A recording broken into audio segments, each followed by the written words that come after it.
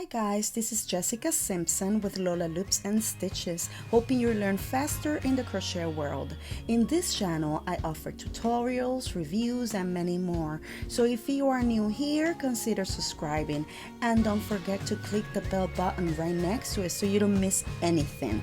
And at any point in this video, check out notes and links in the description below where I added some links and bonuses. Now let's get started. For demonstration purposes, all I'm using in this video is a Susan Bates crochet hook, 5mm, and some spare lightweight yarn.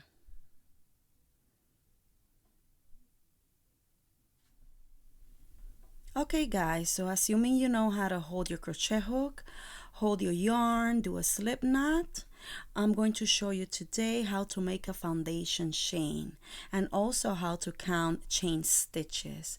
So if you're still very new here and you came across this video and you want to learn how to crochet for the very beginning, I'm suggesting you to go below this video under the description. I added the links of the videos where I show you how to hold your crochet hook, how to hold your yarn, and how to make a slip knot. These are 3 basic skills very needed for you to start your journey in the crochet world. Crochet often begins with a series of chain stitches used to make up the first row. This is called the foundation chain and is the basic start to most crochet projects. So we start with a slip knot.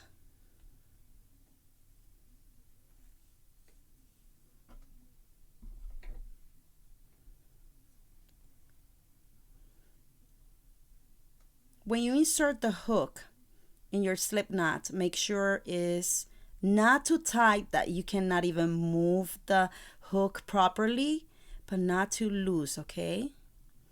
Because you don't want to alter the project. You want to make sure that it's just right, okay? This is the area of the hook that give you the exact width of it. It's 5mm, okay? Now when I'm holding the yarn, I hold it with my middle finger and my thumb, and I hold the tail so to create tension and secure the yarn, okay? Now I bring the working yarn over the hook. I yarn over. This is what we call yarn over. When you read a pattern, you are going to see a Y and an O. That means yarn over, okay? Now you yarn over your hook from back to front. Not this other way, guys. It's not gonna work this way. You're never going to bring the loop, a loop, that way. So you're going to yarn over. You're going to draw this section of yarn back through the slip knot, okay? And you have your first chain. Now you're going to repeat yarn over, pull out a loop. You have another one, yarn over, pull up another loop, and you keep going, okay? Do it slowly.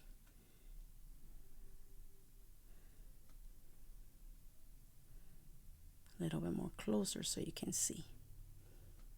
Okay, I'm going to start all over again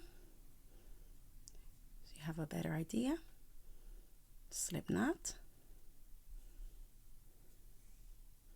insert the hook, hold the yarn, hold the tail, yarn over, pull up a loop, yarn over again, and I'm going to keep going. I want you to keep going, doing up to 10. Now I'm going to give you a trick.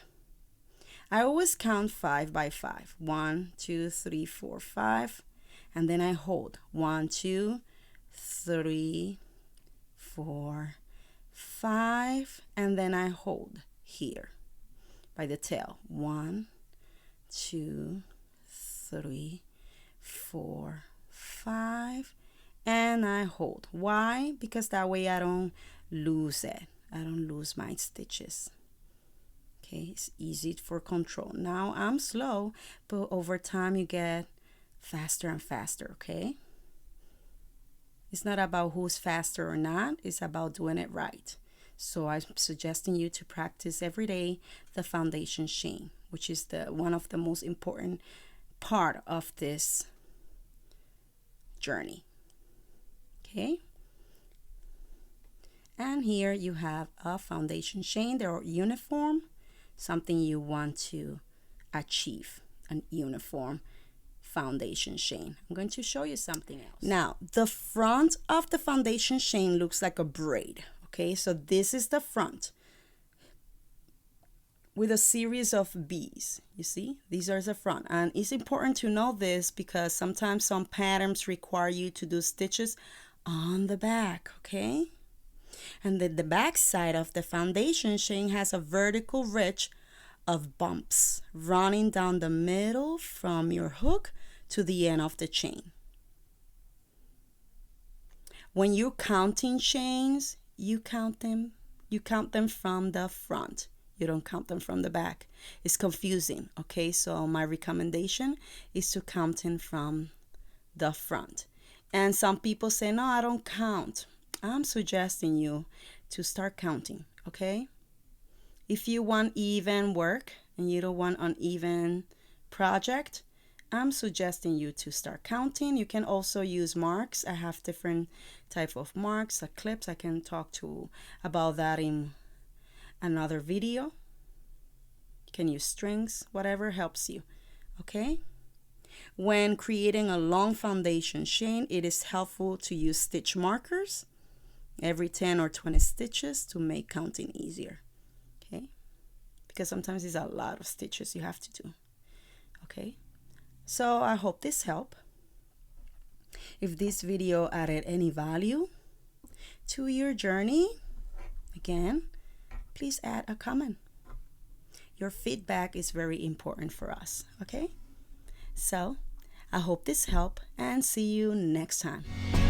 Check notes below the description for more. Don't forget to like and share this video. Your comment will be highly appreciated. Follow Lola Loops and Stitches on YouTube, Facebook, and Instagram.